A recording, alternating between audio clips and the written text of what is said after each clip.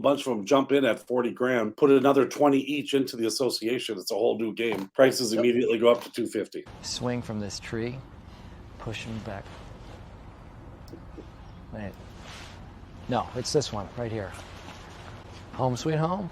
This, my friends, is the master bedroom. Check out the cathedral ceilings.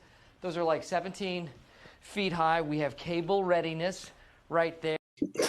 True. It's not the most exciting thing, but I mean, it's still homes and people need to buy them. You see that not as much in Minnesota, but there's quite a few of them that are exactly the same. Then what you're looking for at that time, convenient parking around it.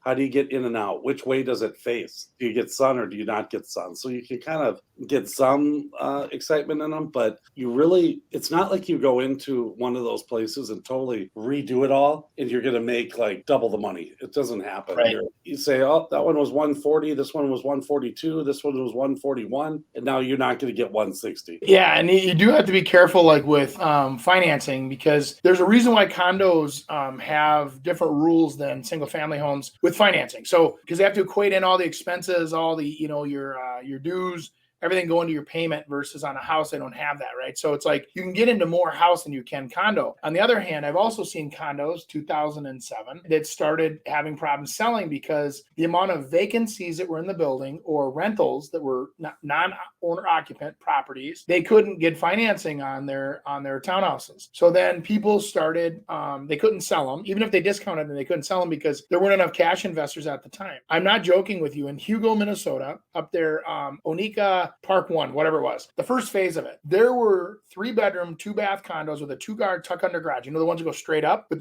the nice little porch out the back? Those were selling for $40,000 brand new. Only people that could afford to buy them were people that were paying cash. So I had investors coming in. I was liquidating these for, I think it was Bank of America at the time. And they were like, this is the price, get them gone. I had investors lined up buying these properties. They would take over and they at that price, they could afford to go current with all the association dues. And they brought the association back together. These people now, those units are selling for $420,000. Exactly what you said, because the association gets hit, those values go way down. All of a sudden, these people, a bunch of them jump in at 40 grand, put another 20 each into the association. It's a whole new game. Prices immediately go up to 250.